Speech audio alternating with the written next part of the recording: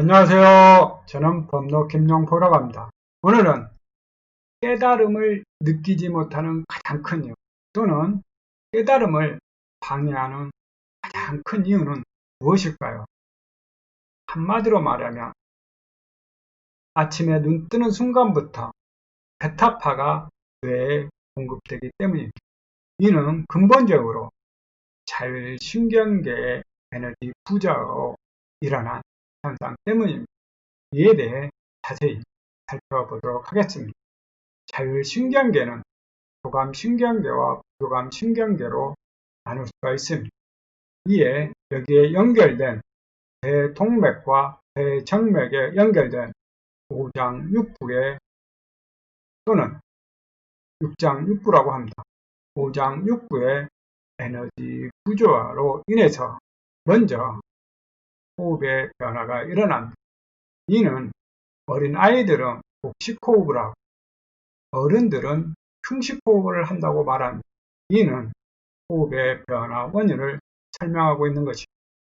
즉, 어렸을 때는 폐에 들어오는 산소의 공급량이 많아지고 그런데 점차 성장함으로써 충식호흡으로 변하면서 폐에 들어오는 산소의 공급량이 감소하는 것을 의미하고 있는 것입니다.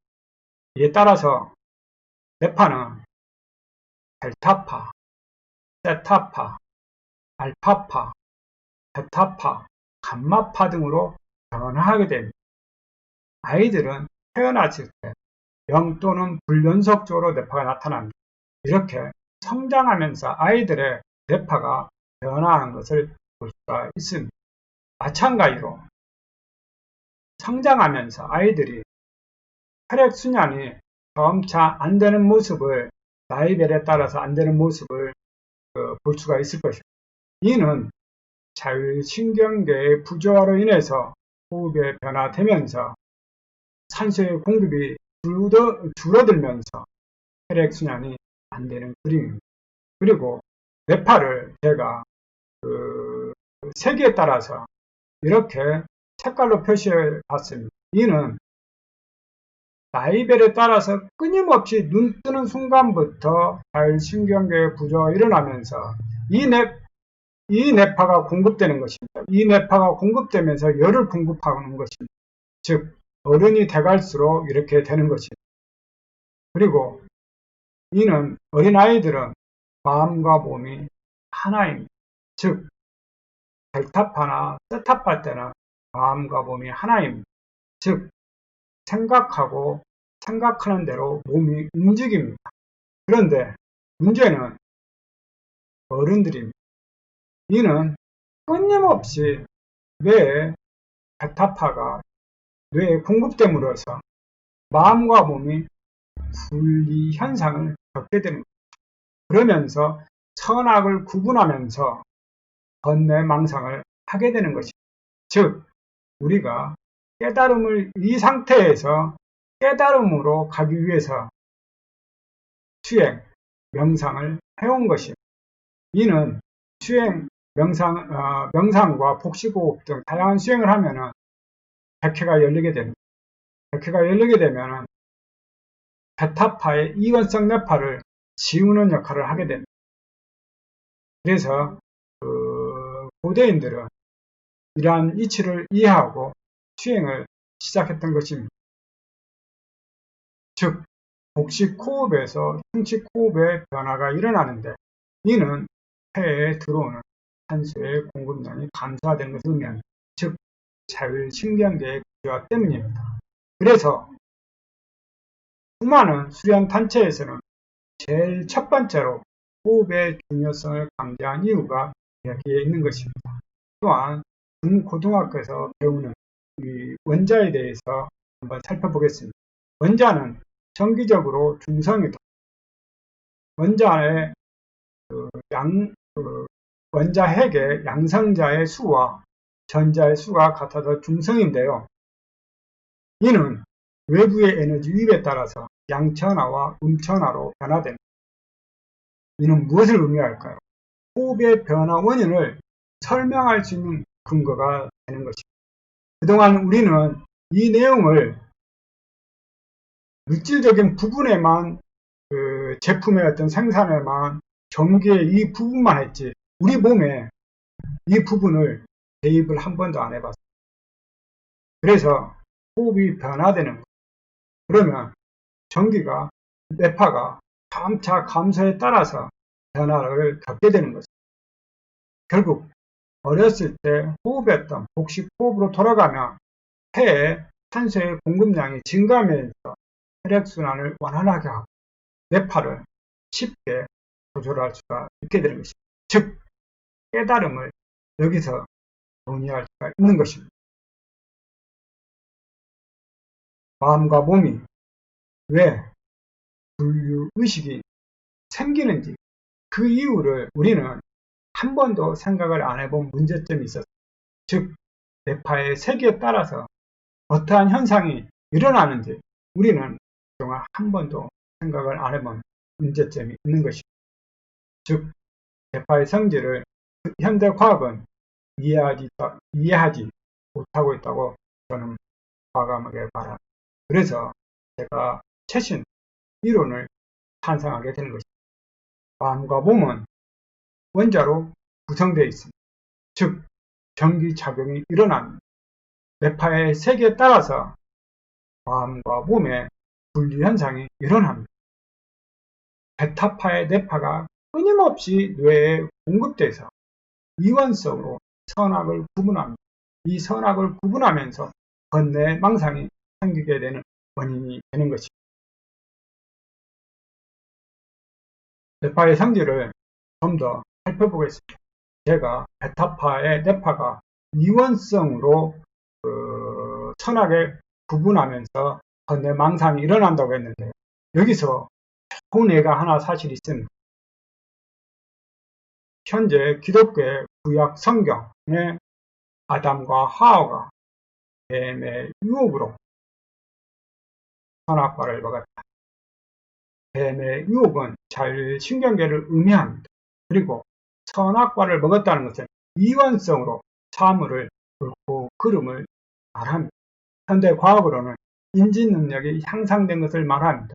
이에 따라서 우리는 인간의 모든 문제가 여기에서 번뇌망상이 생기게 됩니다. 그러면 아담과 하와가 선악과를 먹기 이전에는 비이원성입니다. 델타파, 세타파의 때는 비이원성을 의미하는 것입니다. 알파파는 중간 지점으로서 좀 더 연구가 필요하고요. 감마파는 비이원성으로 고진동의 뇌파를 말합니다. 즉 이원성의 뇌파를 지우는 현상을 말합니다. 이처럼 우리는 뇌파의 성질을 제대로 이해할 때 깨달음을 좀 더 쉽게 이해할 수 있는 길이 되는 것입니다. 여기서 잠깐 공부하고 넘어가겠습니다. 제가 강의한 내용이 깨달음에 도움이 된다면 구독하기 또는 좋아요 또 알람 표시를 부탁드리겠습니다. 저는 일주일에 한 번씩 제가 깨달음에 관한 내용 등 다양한 주제로 설명을 하고자 합니다. 관심 있게 지켜봐 주시기 바랍니다. 그리고 법록TV를 제가 운영하고 있는데요. 여기에는 호흡의 변화 원인, 뇌파의 변화 원인, 몸의 일제 변화 원인, 깨달음이란 무엇인가, 마음의 작동 원리, 사춘기의 원인 등 몸의 근본적인 변화 원인을 설명하고 있습니다. 한번 살펴보시기 바랍니다. 아이들의 뇌파와 어른들의 뇌파 상태를 비교해 봐야 됩니다. 제가 그래서 이런 나이별로 그 다음에 나이별에 따라서 호흡의 변화 비율, 뇌파의 상태, 아이들의 뇌파 상태와 어른들의 뇌파 상태를 이렇게 비교를 도표로서 만들어 봤습니다. 그래서 핸드폰으로 보신 분들은 잘 안 보일 겁니다. 그래서 컴퓨터로 이 도표는 한번 보시면 도움이 될 것입니다. 우리 아이들은 신생아 때 태어날 때 델타파 0으로 태어납니다. 또는 불연속적으로 태어납니다. 이 델타파가 3해리까지 변화되는데요. 이때 아이들은 깨어 있으면서 활동하는 상태에서도 말을 배우고 이렇게 음식을 먹고 활동합니다. 그런데 어른들은 수면 상태, 무의식 상태입니다. 또는 뇌에 이상이 있는 상태입니다. 그런데 아이들은 깨어있고 웃고 말하고 배우는 시기입니다. 이는 무엇을 의미하면 아이들은 비의원성으로 상태를 말하는 것입니다. 또한 1살에서 4살까지 유아기 때는 세타파가 나타나는데요. 이때도 마찬가지로 아이들은 선악을 구분하지 못합니다. 그리고 어른들은 일반 수면 상태, 이것도 마찬가지로 우리가 배우는 현대 어른들은 무의식 상태로 배웁니다. 근데 아이들은 이때도 말하면서 배우고 하면서도 생활합니다. 이는 무엇을 말하냐면 깨달음과 같은 상태로 아이들은 생활하고 있고 창의적인 상태로 생활하고 있다는 것을 의미하는 것입니다. 그리고 5살에서 7살 사이에 유아기 때 아이들은 알파파가 나타납니다. 뛰어노는 과정에서 알파파가 나타납니다. 수행을 안 해도 아이들은 알파파가 나타납니다. 우리는 어떻습니까? 어른들은 신체 이완 상태, 뇌 휴식 상태, 이런 상태를 만들어야 가능한 뇌파입니다. 그래서 우리는 아이들의 뇌파를 이해하지 않고 새로 배우지 않고는 우리 어른들의 뇌파도 이해할 수 없습니다. 아이들의 뇌파를 비로소 이해할 때 사춘기에도 이해할 수가 있는 것입니다. 이해 과정에서 나타난 현상인 것입니다. 자율신경계의 부조화는 지금 이 순간 저에도 일어납니다. 그리고 모든 사람도 일어나고 있습니다. 1922 선생이 쓴 20살 때 쓴 자격문을 우리는 한번 살펴볼 필요가 있습니다. 이는 지금 현대로 말하면 자율신경계 에너지 부조화로 인해서 뇌파의 변화 상태를 설명하고 있기 때문입니다. 3편, 정신편을 한번 제가 살펴보겠습니다. 오랫동안 멋대로 하도록 내버려 두었던 마음을 하루아침에 거두어진 일은 그런 힘을 얻기가 어찌 쉬운 일이겠습니까? 마음은 살아있는 물건이다. 정력, 번뇌, 망상을 제거하는 힘이 완성되기 전에는 마음의 요동을 안정시키기 어렵다. 마치 잡념이 분잡하게 일어날 때 의식적으로 그것을 치료해서 끊어버리려고 하면 더욱 분잡해지는 것과 같다. 금방 일어났다가 금방 없어졌다가 하여 바로 빨리 앉지 않는 것 같은 것이 마음이다. 가령 잡념을 끊어버린다고 하더라도 다만 이 끊어야겠다는 마음은 내 가슴에 가로질러 있으니 그 또한 망념은 잡념이다. 분잡한 생각이 일어날 때에는 마땅히 정신을 수렴하여 집착 없이 그것을 살필 일이지 그 생각들에 집착해서는 안 된다. 그렇게 오랫동안 공부해 나가며 마음이 반드시 고요하게 안정되는 때가 있을 것이다. 제가 이 내용을 봤을 때 율곡이 선생님은 20살 때 깨달음을 얻었다고 느낀 것입니다. 그리고 이 깨달음은 우리는 율곡이 선생님이 말한 대로 고요하게 안정되는 때가 있게 될 것이다. 누구나 마찬가지로 생활 속에서 고요할 때가 끊임없이 있습니다. 그런데 그것을 우리는 느끼지 못하고 있는 것입니다. 왜 그럴까요? 끊임없이 우리는 자율신경계 부조가 일어나면서 감마파가 일어났다가 베타파가 일어났다가 알파파가 일어났다가 세타파가 일어났다가 끊임없이 우리는 눈 뜨는 순간부터 이게 공급됩니다. 그래서 주로 베타파가 공급되는데 그 알파파나 세타파가 공급될 때 잠깐씩 율곡이 선생님 말한 것처럼 잠시 고요한 순간이 있는데 우리는 그것을 캐치를 못하는데 일반인들. 그래서 제가 깨달음은 무엇인가에서 일부 설명했습니다. 그러한 상황들을. 그리고 매 순간 우리는 그래서 호흡을 어렸을 때 했던 호흡으로 돌아갈 수 있는 방법이 있습니다. 지금 이 순간에도 제가 말하면서도 그다음에 책을 보면서나 TV를 보면서 우리는 숨을 어렸을 때까지 깊게 들여 마시는 방법을 생활화해야 됩니다. 또한 수승하강이나 두안 종려를 말합니다. 이런 쉽게 얘기하면 머리에 하의 기운을 내리고 발에 수의 기운을 올린다는 것이. 근데 과학적으로 현대 과학적으로 사실 이 말은 맞지가 않습니다. 화의 기운을 화의 뜨거운 기운은 내려오는 것이 아니라 올라가는 성질이 있고요. 수의 기운은 내려가는 성질이 사실 있는 것입니다. 과학적으로는 안 맞는데 옛날 우리 선조들이나 유럽 쪽의 두안 종려, 머리는 차게 하고 발은 따뜻하게 하라는 이 뜻은 무엇을 의미하냐면 명상과 복식호흡을 하면 뇌파가 떨어집니다.